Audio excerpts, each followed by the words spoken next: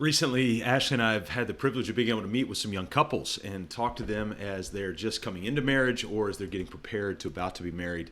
And so they'll ask us a variety of questions as they would for anybody who's been married for a while. And in it, one of the big issues that we've continued to find comes up on a regular basis early on in marriage, and the more we talk to our friends later on in marriage, is the idea of money.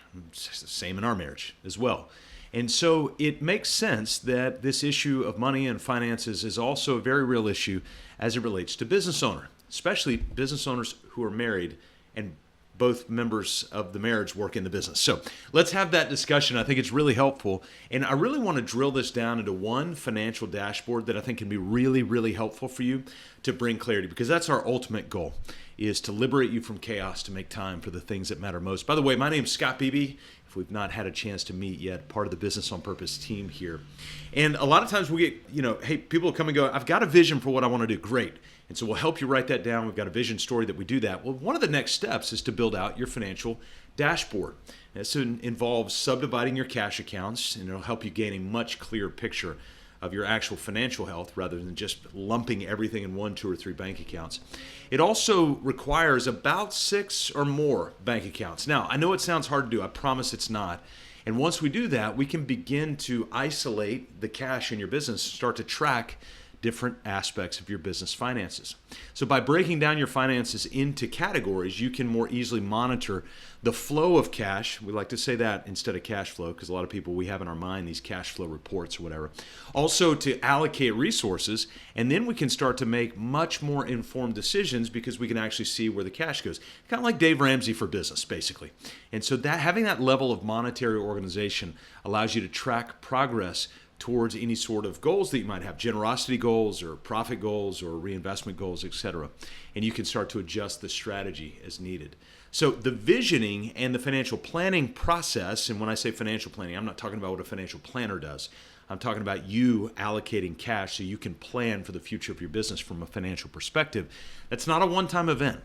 We've got to regularly visit and refine our vision and our economic structures as the business continues to grow and evolves. And so it's an ongoing policy that ensures that your business stays aligned with your personal and your professional goals while you're maintaining some really, really good financial health.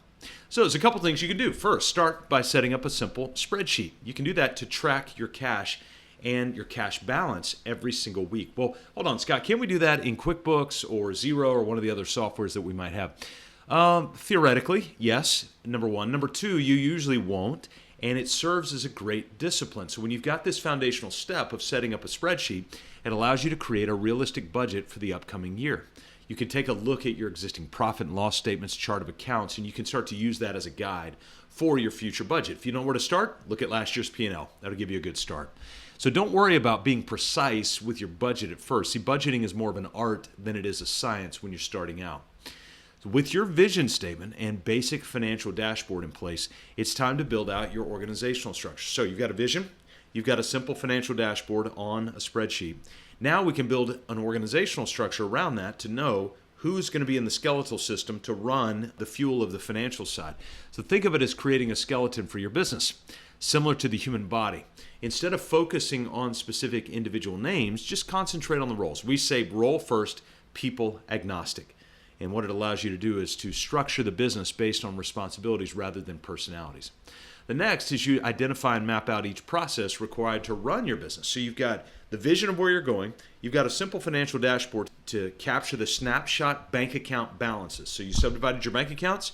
We're going to take a snapshot every Monday or every Friday or whenever, whatever repetitiveness. And then we're going to set up an organizational structure so we know the who that's going to leverage the fuel, the money, to drive towards the vision, the ultimate destination where you want to go. And then once you've got that, you can map out the process. That's what the who is going to do. And so these processes are organized into the 4 core systems: marketing, sales, ops, and admin. So you can start by listing out all the processes under each one of those 4 categories without having to go into detail. Under marketing, you just put website, social media channels, whatever it might be, outbound calls. So that information will give you an overview into your business operations. Now, once you've got that, you can map out your company culture using what we call the anchor. So now we got a vision where we're going. We track our cash or the fuel to get there. We see what our organization looks like in terms of role. We see what processes they're going to do. But how do we build culture into that? Well, we use what we call the anchor. So go create another spreadsheet with the weeks of the year across the top and the cultural elements along the left-hand side. Those elements might include things like team meetings. Hey, we want to remember to do team meetings or performance reviews or celebrate birthdays, anniversaries. We want to remember to train this thing over and over and over again. So how do we create that RPM culture? Repetition, predictability, and meaning. We plot those different events all throughout the year, put one person in charge of that anchor, and you can start to have a visual representation of the business's RPM cultural rhythm. It's about creating a framework for the business. It does not have to be perfect from the start. Really, it's more about having these things in place and then working them with great repetition. And as you implement these steps, you're going to gain a much clearer picture of your business's structure, your finances, your culture, and it allows you to make a more informed decision and build a stronger foundation for growth. So we started with that idea for money, realizing that the money is just fuel. It's just a tool to use to go after the vision, to have clarity around the organizational structure, to understand the process via which that works, and to begin to build the culture leveraging these simple tools that we've got. So it's a nice little overview. If you don't know where to start, those are 5 good tools to be able to start. Vision story, lay it out. A financial dashboard tracking the cash. An organizational structure telling different people where they need to go and what they're going to be expected to do. Having the processes so they know what to do. And then finally having that anchor so that we build culture while we're doing. That's the glue that's going to hold everything together. All right, so in the same vein that a lot of these young couples ask, where do we start with money? I kind of walked you through 5 different tools, money being the one of them, to be able to answer that simple question of what are some simple things that we can do to start building intentionality into the business of what we're doing. Why? So that you can be liberated from chaos, to make time for the things that matter most. Hey, make sure to go to mybusinessonpurpose.com.